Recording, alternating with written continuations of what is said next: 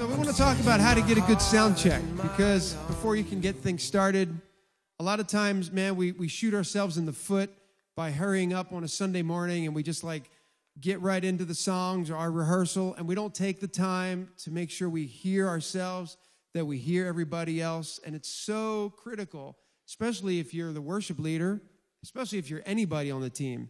But as a worship leader, I know that sometimes if I can't hear my voice, if I can't hear certain things like the hi-hat, like the bass, then I won't be able to find pitch. It won't be able to find the timing.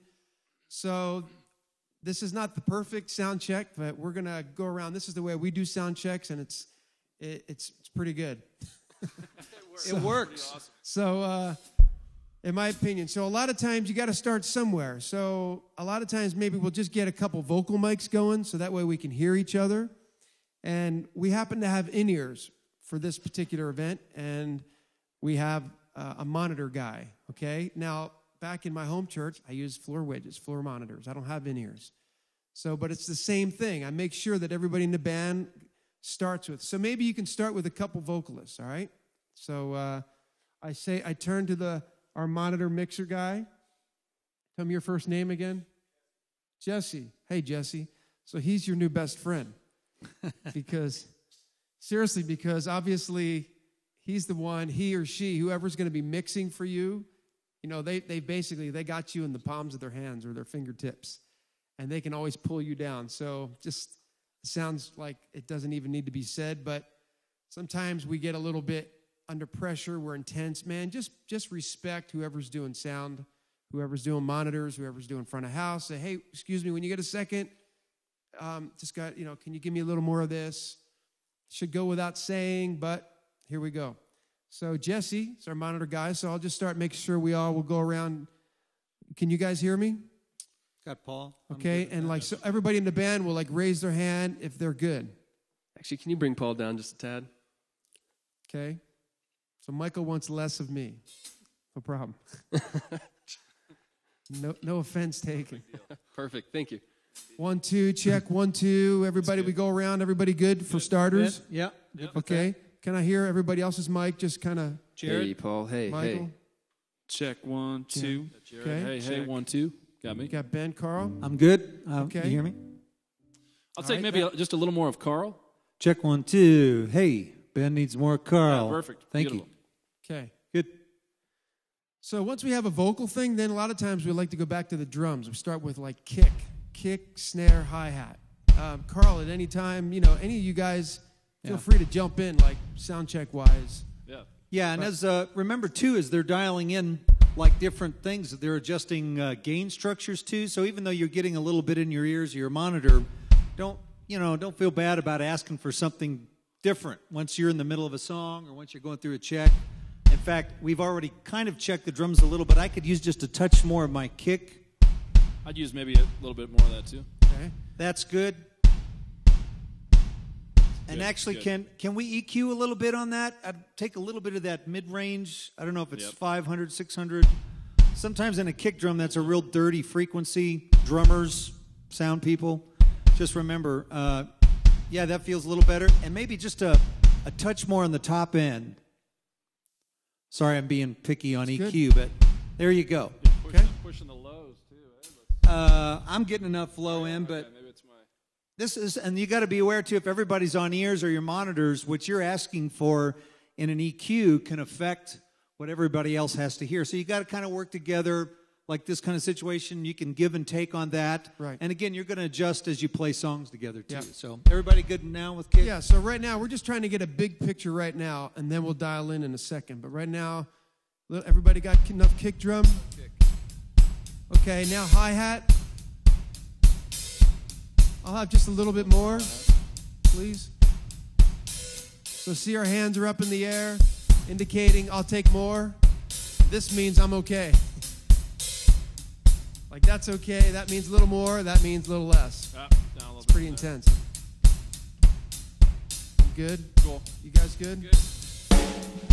All right, here comes the snare. A lot of times, the hi-hat mic is going to pick up the snare. So sometimes that's enough for me, just FYI. But I do want to say the thing about the hi-hat. Let's go back. Can you play that, Carl? It's important to have enough hi-hat, and you may not have known this, or maybe you do know, but make sure you hear that subdivision.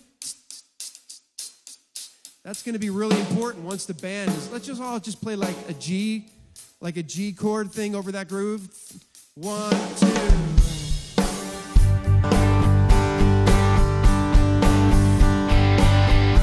And to keep us in time, we're listening for that hi-hat.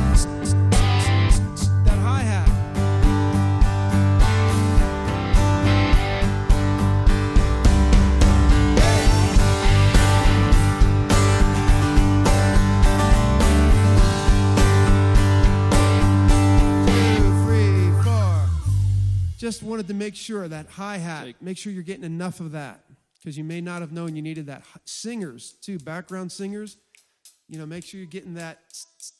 I think it's really helpful so that you don't rush ahead, sonically. So Take just a little less kick and snare, just a bit less. So as he's playing,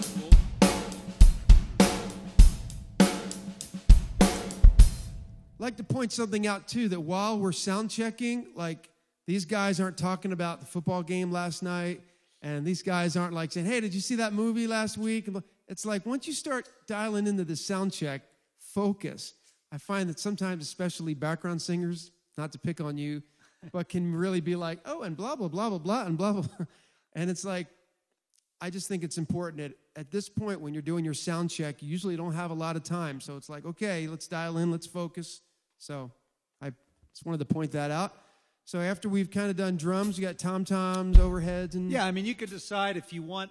Yeah. A lot of times the other band members, if you give them some overhead mics, they'll hear toms and cymbals. It's up to every individual, but yeah, I think we've got all that already. Good. You guys good? The next thing out, bass. Like I'm thinking, I want to hear that groove with a bass. Do you mind just playing that?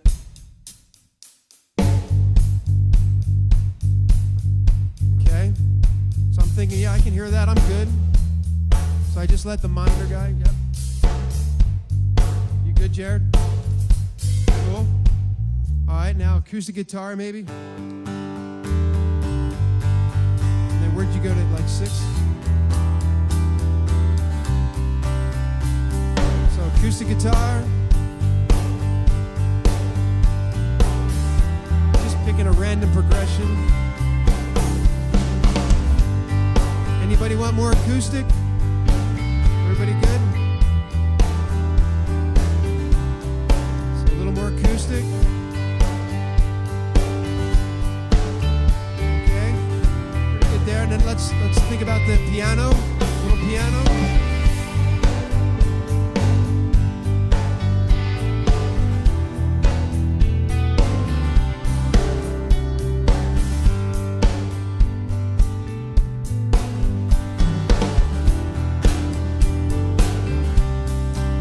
Acoustic down just a touch for me. Acoustic down a little bit.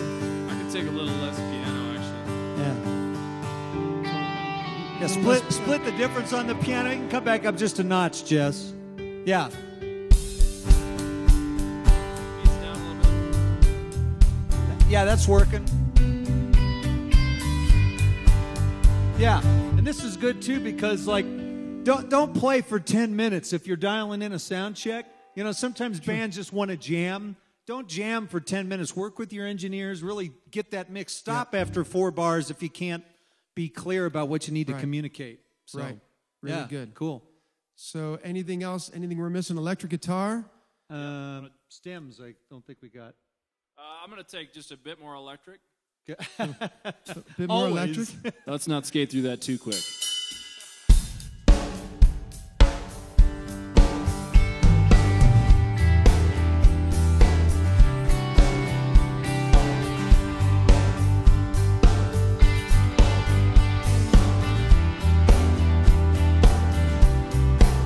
Amazing. Sounds really good. I can hear that. Yep. Do you need anything else? Do we just check the stems here? Sure. So stems or loops, okay? Some people call them loops, some people call them stems. And it's basically using your laptop or most of the time it's on a laptop, and there's sort of pre-recorded drums or, kind of rhythmic things. And these guys are laughing at me. I don't know what the kids call them these days, but back in my day, we called them loops. And I don't mean Fruit Loops. So, it just kind of fills in a little bit. And I don't always use them at my church, but, in certain events, certain situations, I use them. And Let's maybe say quickly with that, some of the loops are just a percussive loop that we play to, and some of them we're actually listening to a click track as well as the tracks we stay lined up. Uh-huh. So we're hearing, just getting both of those things in our ears. Yeah. So loops, we're just going to get, it's almost like a click track. Click track. That should be rolling to you there. I'll have a little more loop, please. I got plenty of click, but no loops yet. I have nothing yet. I have nothing. So we're indicating we want more by the lifting of the hand. Wow, that's plenty. I'll have a little less. Thank you. Thanks, Jess.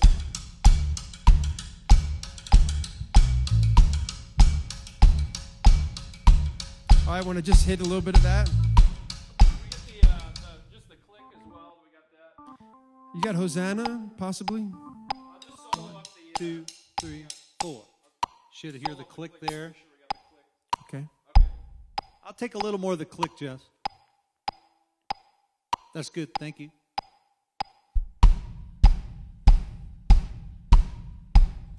Cool. Good. All right. How about the Hosanna click, possibly? Or loop? Okay. 1, 2. So I don't know if you can hear that. That's kind of this beginning of Hosanna.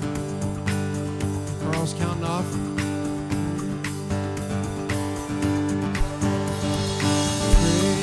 Praises rising, eyes are turning to you. We turn to you.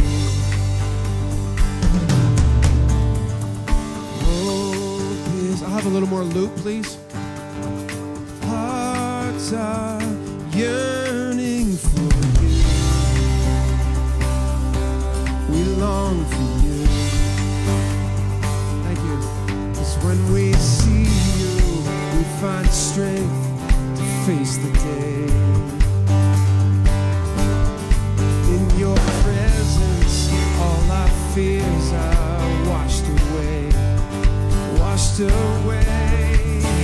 Hosanna, Hosanna. You are the God who saves us. Worthy of all. As we're playing this, we're like all kind of listening, deciding what we need to hear in our ears. Hosanna. Come have your way among us. We welcome you here, Lord Jesus. 1, 2, 3, 4. So right about there is a good time, like you just do a little bit of a song, and that's where you can maybe just tweak a little bit more and just decide, are you good, Carl? You got everything you need? I could use a little more of Paul's lead vocal. Okay. Just a touch. Anybody else want something different? Yeah, I'll take more of Paul's vocal as well. 1, 2. Yeah, I'm with you. Okay. Wow, yours is pretty hot. Yeah? It's nice. I think another thing on what you're saying is it's important that you start, when you're starting sound check, starting with the open mics. Yeah. Especially like the lead vocal Yeah. and the background vocals, getting those straight, because as you start checking the rest of the band, the stage volume and bleed, everything starts playing into that. So if you don't start with that, you get a ton of kick, and then you start checking your mic, you're going to have a ton of kick on top of that. So you're saying always start with the mics first. Yeah, it's great to start with open vocal mics as a reference point. What does open vocal mics mean? Like, as opposed to, like, you don't want to start with that open hi-hat mic. You're wanting Right. just your vocal mics. Right. There is no such thing as a closed vocal mic. Like, there's no pickup you can put on your throat. I just wondered if it was a term. I want to make sure. Nah, I just made that up. Open Vocal. Pretty cool. Openvocal.com. Yeah. Hey, Jess, could I get a little more drum overheads in the drum mix, please? Any other quick, that's good, Michael. Any other things sound check wise that in your experience you're like, man, here's one more thing, or Jared, any of you guys? Just one quick thought on. Go.